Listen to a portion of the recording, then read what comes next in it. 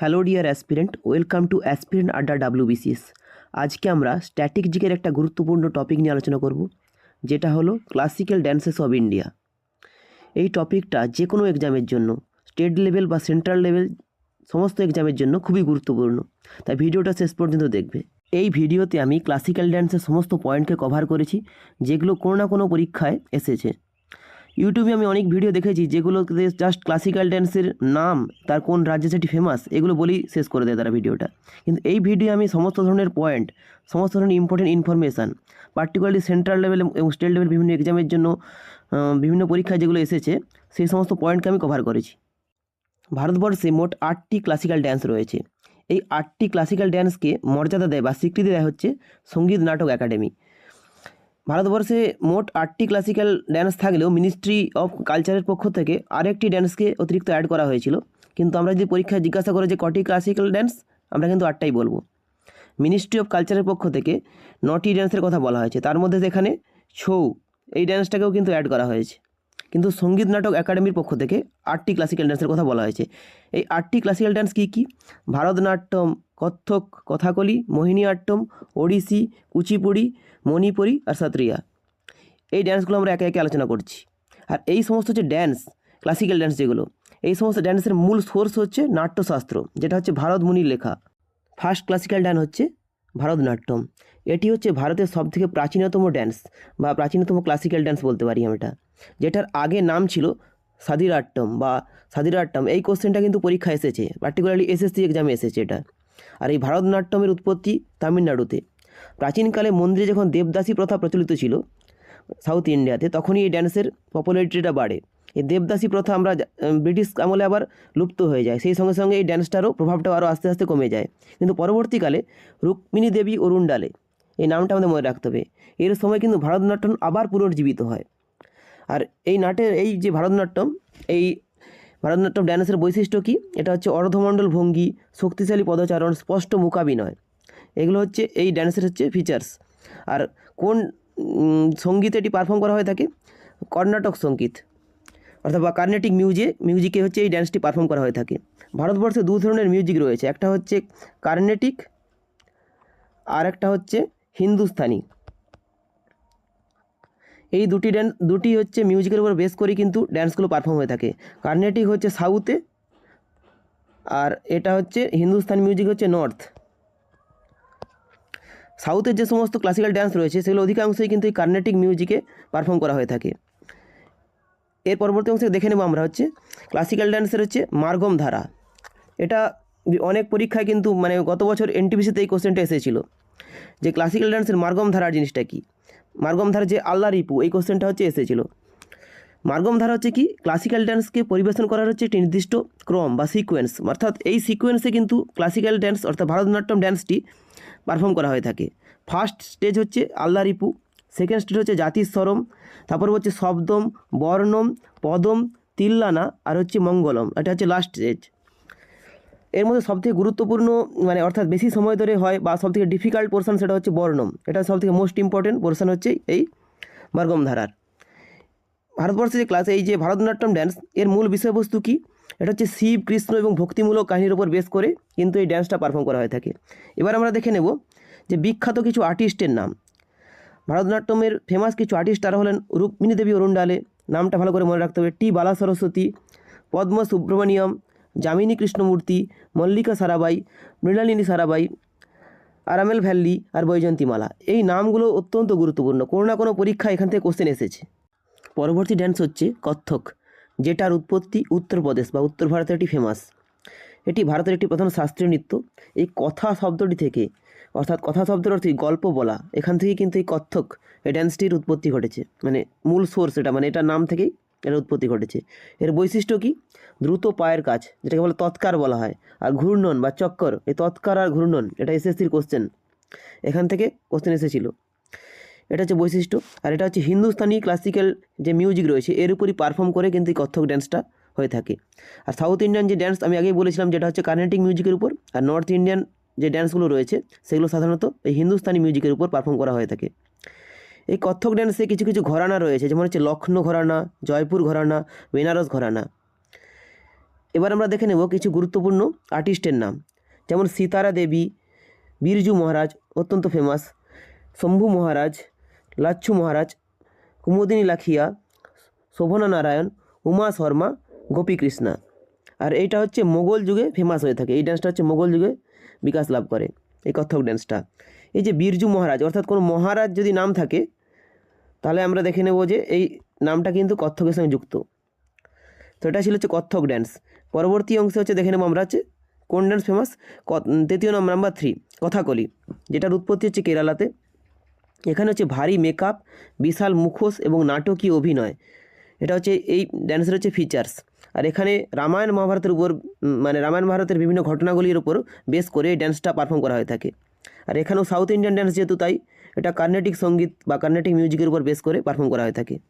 বিখ্যাত কিছু শিল্পী রয়েছে এখানে, যেমন কে গোপী, কালামণ্ডলম কৃষ্ণ নায়ার, কোট্টাই শিবরামন, গুরু কুঞ্জু কুরুপ, এম বাসুদেবন নায়ার, আর নায়ার, বাসুদেবন নাম্বুরি, গুরু রামন পিল্লাই।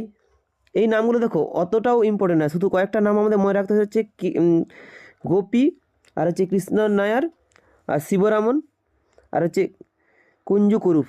এই নামগুলো অত্যন্ত গুরুত্বপূর্ণ। আর হচ্ছে এম বাসুদেবন নায়ার। এই 4-5টা নাম অত্যন্ত গুরুত্বপূর্ণ, মানে পরীক্ষা এখান থেকে 2-1টা কোশ্চেন আসে মাঝে মধ্যে। আর এই ডান্সের হচ্ছে স্পেশালিটি কি, এখানে পুরুষ শিল্পীরা সাধারণত পারফর্ম করে থাকে। আমরা এখানে দেখতে পাবো যে এই যে কথাকলি ড্যান্স, এটা সাধারণত পুরুষরা পারফর্ম করে থাকে। অন্যদিকে যে মোহিনীঅট্টম ড্যান্স রয়েছে, পরবর্তী অংশে আমরা আলোচনা করছি, সেটা মেয়েরা পারফর্ম করে থাকে। এটা ছিল হচ্ছে কথাকলি। এর পরবর্তী অংশে আমি দেখে নেব পরবর্তী ড্যান্স অর্থাৎ কুচিপুড়ি। এর উৎপত্তিস্থল কোথায়? অন্ধ্রপ্রদেশের একটি গ্রাম আছে, সেখান থেকেই কিন্তু এই কুচিপুড়ি নামটা এসেছে। আর বিশেষত্ব কি, এখানে হচ্ছে পিতলের থালার উপর একটা ড্যান্স করা হয়, একটা যেটাকে তরঙ্গম বলে। এই কোশ্চেনটা এসেছে পরীক্ষাতে। আর হচ্ছে নাট্য আর হচ্ছে নৃত্যের মিশ্র রূপ এই ড্যান্সটা। এখানে কুচিপুড়ির মূল বিষয়বস্তু কি? পৌরাণিক কাহিনী, দর্শন বা আধ্যাত্মিকতার বিশেষ করে এই ডান্সটি তৈরি করা হয়। ভগবান কৃষ্ণের প্রতি ভক্তির উপর আলোকপাত করা হয়। রামায়ণ মহাভারতের ঘটনাকেও কিন্তু এই ড্যান্সের মাধ্যমে দেখানো হয়। যেহেতু সাউথ ইন্ডিয়ান ড্যান্স, তাই আগেও বলেছি এটা হচ্ছে কার্নেটিক মিউজিকের উপর বেস করে পারফর্ম করা হয়ে থাকে। এই ড্যান্সের প্রবক্তা কে ছিলেন? কুচিপুড়ি ড্যান্সের সিদ্ধেন্দ্র যোগী। এবার কিছু বিখ্যাত শিল্পীর নাম আমরা দেখে নেব, যেমন ভেমপতি চিন্না সুত্তম, নামটা খুবই গুরুত্বপূর্ণ। যামিনী কৃষ্ণমূর্তি, এই যামিনী কৃষ্ণমূর্তি ভারতনাট্যমেও আমরা দেখেছি, আবার কুচিপুড়িতেও দেখেছি। অর্থাৎ এই যামিনী কৃষ্ণমূর্তি দুটো ড্যান্সই পারফর্ম করতো। এছাড়াও শোভা নাইডু, রাজা রেড্ডি, রাধা রেড্ডি, অর্থাৎ রেড্ডি নাম দেখলে আমরা বুঝে নিতে হবে আমাদেরকে ড্যান্সটা কুচিপুড়ি, মানে কুচিপুড়ি আর্টিস্ট। এছাড়া স্বপ্না সুন্দরী, লক্ষ্মীনারায়ণ শাস্ত্রী, আনন্দ শঙ্কর জয়ন্তী, যামিনী রেড্ডি, এরা হচ্ছে ফেমাস।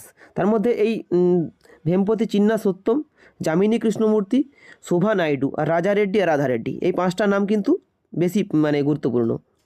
আর আমরা দেখব যে এই ড্যান্সটা কিন্তু সবথেকে যতগুলো ক্লাসিক্যাল ড্যান্স রয়েছে তার মধ্যে সবথেকে চ্যালেঞ্জিং বা ডিফিকাল্ট ড্যান্স হিসাবে এটাকে বিবেচনা করা হয়। পরবর্তী ড্যান্স হচ্ছে ওড়িশি, যেটার উৎপত্তি হচ্ছে ওড়িশা ডিস্ট্রিক্টে। আর এই ড্যান্সের বৈশিষ্ট্য হচ্ছে ত্রিভঙ্গি। আর এখানে কী হয়, জগন্নাথের উপাসনা করা হয়।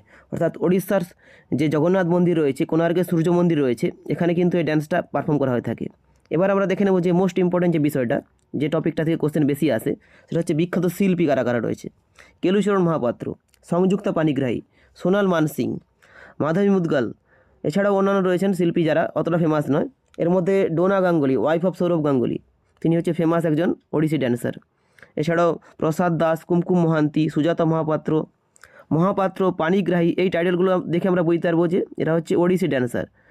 ফেমাস নাম হচ্ছে এখানে কেলুচরণ মহাপাত্র, সংযুক্তা পানিগ্রাহী আর সোনাল মানসিং, এরা হচ্ছে ফেমাস। পরবর্তী ড্যান্স হচ্ছে মণিপুরি। উৎপত্তি মণিপুর নাম থেকে বুঝতে পারছি আমরা মণিপুরে। এটা হচ্ছে কোমল আর বৃত্তকার গতিতে এই ডান্সটি পারফর্ম করা হয়ে থাকে। আর প্রধান বিষয়বস্তু কি, এখানে রাধাকৃষ্ণের লীলাকে দেখানো হয়। এখানে মহিলাদের জন্য একটি বিশেষ পোশাক ব্যবহার করা হয়, যেটাকে কুমিল বলা হয়। এটা হচ্ছে বেলনাকৃতি একটা স্কার্ট টাইপের একটা ড্রেস। আর ফেমাস আর্টিস্ট কারা কারা রয়েছেন? সব থেকে ফেমাস যার নাম হলো গুরু বিপিন সিং, যাকে ফাদার অফ মণিপুরি ড্যান্স বলা হয়। জাভেরি সিস্টার, অর্থাৎ নয়না জাভেরি, সুবর্ণা, দর্শনা জাভেরি, এরা হচ্ছে জাভেরি সিস্টার। এরা ফেমাস হচ্ছে মণিপুরি আর্টিস্ট। এছাড়াও অনেকেই আর্টিস্ট রয়েছেন, এদের নাম অতটা ইম্পর্টেন্ট নয়, যেমন ইন্দিরা দেবী, প্রিয়গোপাল সিং। এই সিং টাইটেলটার মাধ্যমে আমরা বুঝতে পারবো যে এই আর্টিস্টটা হচ্ছে মণিপুরি ড্যান্সের সঙ্গে যুক্ত। এর পরবর্তী অংশকে দেখে নেব আমরা হচ্ছে পরবর্তী ড্যান্স অর্থাৎ মোহিনী আট্টম, যেটা হচ্ছে কেরালায় ফেমাস। মোহিনী শব্দের অর্থ হচ্ছে বিষ্ণুর অবতার, আর এই ড্যান্সটা হচ্ছে একমাত্র ড্যান্স যেটা মেয়েদের মাধ্যমে পারফর্ম করা হয়ে থাকে। এটা হচ্ছে ধীর গতির বা লস্তময় ভঙ্গিতে পারফর্ম করা হয়ে থাকে। এবার আমরা দেখে নেব কিছু ফেমাস আর্টিস্টের নাম যারা মোহিনী আট্টমের সঙ্গে যুক্ত। ফেমাস মোহিনী আট্টম ড্যান্সার যিনি রয়েছেন তিনি হচ্ছেন কালামণ্ডলম কালানিকুট্টি আম্মা, যাকে মাদার অফ মোহিনী আট্টম বলা হয়। এই নামটা কিন্তু এই কালানিকুট্টি আম্মা, এই নামটা আমাদের মনে রাখতে হবে। যিনি একজন ফেমাস মোহিনী আট্টম আর্টিস্ট। এছাড়াও গুরুত্বপূর্ণ একটি নাম সেটা হচ্ছে কনক রেলে। এখানে এই দুটো থেকে কোশ্চেন এসেছে পরীক্ষায়। এছাড়াও শিবাজি, ভারতী শিবাজি, সুনন্দা নায়ার অ্যান্ড শ্রীদেবী রঞ্জন, এরা হচ্ছে ফেমাস মোহিনী আট্টম আর্টিস্ট। এর পরবর্তী ড্যান্স হচ্ছে সাতারিয়া, যেটা হচ্ছে সর্বশেষ সঙ্গীত নাটক একাডেমি দ্বারা স্বীকৃতি পেয়েছে, এবং 2000 সালে আমরা দেখতে পাবো যে এই ড্যান্সটা সঙ্গীত নাটক একাডেমির দ্বারা স্বীকৃতি পেয়েছে। এবং সর্বপ্রথম বলতে গেলে ভারতনাট্যম, আর সর্বশেষ এটা হচ্ছে সাতারিয়া, যেটা ক্লাসিক্যাল ড্যান্সের মর্যাদা পেয়েছে। এর উৎপত্তি কোথায়? আসামে। প্রবর্তককে শঙ্করদেব। আর এটা সাধারণত বৈষ্ণব মঠ কেন্দ্রিক একটি ড্যান্স, অর্থাৎ বৈষ্ণব ধর্মের সঙ্গে বৈষ্ণব যে কাল্ট রয়েছে এটার সঙ্গে এই ড্যান্সটা যুক্ত রয়েছে। ফেমাস কিছু আর্টিস্ট যারা রয়েছেন তারা হচ্ছে গুরু যতীন গোস্বামী, ঘনকান্ত ভোরা, ইন্দ্র বিপি ভোরা, এরা হচ্ছে ফেমাস নাম। অনিতা শর্মা। গুরু যতীন গোস্বামী এই নামটা হচ্ছে বেশি ফেমাস, বাকিগুলো অতটা মনে না রাখলেও চলবে। তো এটাই ছিল ক্লাসিক্যাল ড্যান্স সম্পর্কিত একটি গুরুত্বপূর্ণ ভিডিও, যেটা থেকে বিভিন্ন পরীক্ষা সাধারণত কোশ্চেন এসেছে। তাই ভিডিও যদি ভালো লেগে থাকে ভিডিওটাকে লাইক করে দেবে এবং চ্যানেলটাকে অবশ্যই সাবস্ক্রাইব করে রাখবে। আগামী দিনে এই ধরনের টপিক আমি এই ভিডিওতে আপলোড করতে চলেছি। Thank you.